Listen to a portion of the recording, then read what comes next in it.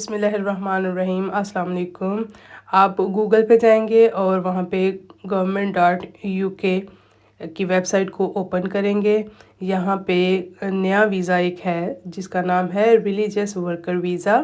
ये 2 साल के लिए है और इसमें किसी भी मज़हब से आप ताल्लुक़ रखते हैं, हिंदू, सिख, ईसाई, मुस्लिम, कोई भी मज़हब है आपका, तो ये वीज़ा आप अप्लाई कर सकते हैं और आप अपनी फैमिली के साथ यूके में मूव हो सकते हैं। आपको इसके लिए कोई इंग्लिश लैंग्वेज की तैयारी करने की, आइल्स की ज़रूरत नहीं है। कोई लंबा चौड़ा आपने बैंक बैलेंस शो नहीं करना, कोई आपने मतलब बहुत ज़्यादा किस्म की आपको जो है ना चीज़ें प्रोवाइड करने की ज़रूरत नहीं है। इसकी सारी डिटेल मैं आपको साथ साथ बताऊंगी। जैसा कि आप देख सकते हैं यहाँ पे आपको इसकी डिटेल नज़र आ जाएगी। ये वीज़ा पहले T5 यानी टेम्प्रेरी वर्क वीज़ा के नाम से था, T5 के नाम से था। अब ये रिलीजियस वर्कर वीज़ा का नाम इन्होंने दे दिया है, जिसमें आप अप्लाई कर सकते हैं। और ये तमाम आपको इसकी डिटेल जो है जब आप इसका पेज खोलेंगे तो आपको नज़र आ जाएगी।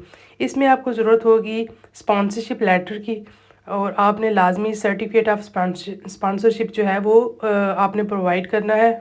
जब आपको स्पॉन्सरशिप सर्टिफिकेट मिल जाएगा, वो लेटर मिल जाएगा, उसके ऊपर जो डेट मेंशन होगी उसके बाद आपके पास 3 महीने होंगे जिसके दौरान आपने अप्लाई करना है। और आपने इसमें टाइम वेस्ट बिल्कुल भी नहीं करना और आपने जस्ट अपनी आइडेंटिटी प्रूव करनी है। जैसे आपने अपना पासपोर्ट, अपना आईडी, अपनी पिक्स वगैरह जो भी चाहिए हो वो आपने प्रोवाइड करनी होंगी। ये सारी चीज़ें प्रोवाइड कर देंगे तो उसमें डिसीजन करने में कितना टाइम लगेगा, यानी कि आपकी जो एप्लीकेशन है उसका प्रोसेसिंग टाइम कितना होगा।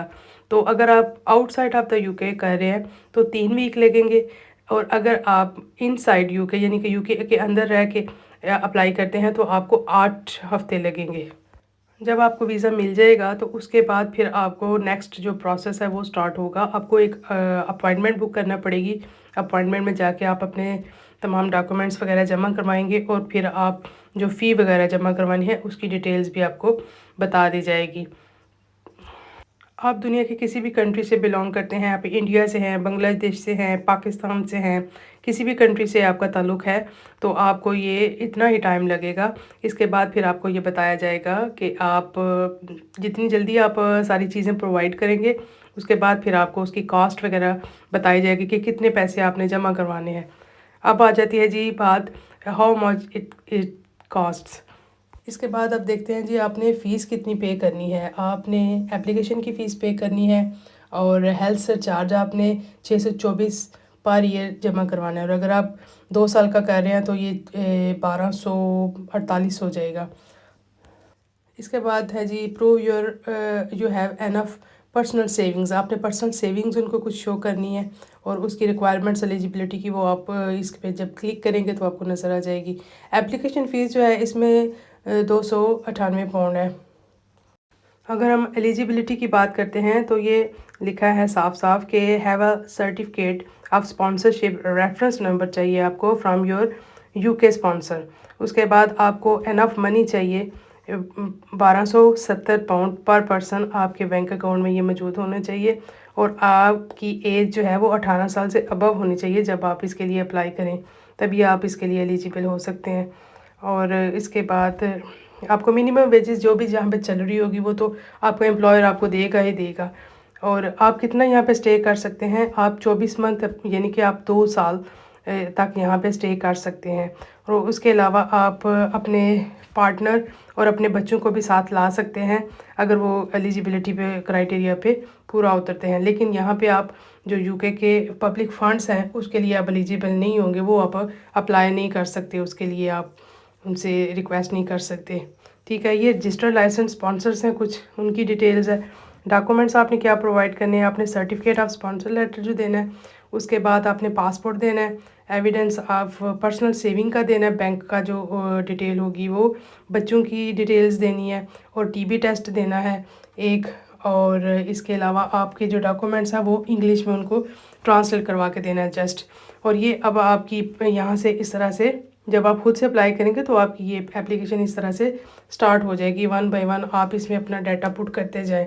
ये जो डिटेल है कुछ, ये स्पॉन्सर लेटर्स आपको कहाँ से मिल सकते हैं, ये सारी मौजूद है। इसके अलावा आप www.company.uk लिखेंगे तो आपको कंपनीज़ खुल जाएंगी। उसके नीचे आप अपना डाटा, ये जो आपको स्क्रीन पे नज़र आ रहा है, इस पे आप स्पॉन्सर्स को ढूंढेंगे जो आपको स्पॉन्सर करें।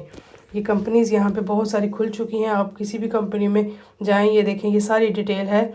ये रिलीजियस वीज़ा जिन्होंने अप्लाई किया है, इनको स्पॉन्सर किया है, लोगों को दूसरे कंट्रीज से बुलाया है। क्योंकि NHS जो है ना, वो काफ़ी ज़्यादा लोगों को पूरी दुनिया से इसलिए बुला रहा है कि कुछ लोग जो ज़िंदगी से मायूस हो चुके होते हैं, मरीज़ पेशेंट्स वगैरह, तो उनको ज़िंदगी की तरफ वापस लाने के लिए उनके मज़हब से रिलेटेड लोगों को बुलाया जा रहा है ताकि वो उनकी हेल्प कर सकें, ज़िंदगी की तरफ उनको वापस ला सके। ये स्पॉन्सर की जॉब्स इस तरह से आप लिखेंगे तो आपको स्पॉन्सर यहीं से UK से मिल जाएगा। ये तकरीबन काफ़ी ज़्यादा तादाद में यहाँ पे स्पॉन्सर लेटर्स मौजूद है। जब आप ये वेबसाइट ओपन करेंगे तो आपको स्पॉन्सर लेटर मिल जाएगा। अगर आपको किसी भी चीज़ की समझ नहीं आ रही है, आप कुछ पूछना चाहें तो आप मुझे मैसेज कर सकते हैं, कमेंट कर सकते हैं, मैं आपका जवाब। एक बहुत ख़ास बात जो मुझे अभी याद आई है वो मैं बताना चाह रही हूँ कि आप अपना वीज़ा जब यहाँ पे आ जाते हैं ना UK में फैमिली के साथ, तो इसको चेंज करवा सकते हैं, कन्वर्ट करवा सकते हैं किसी और वीज़े के साथ। तो ये भी आपको बेनिफिट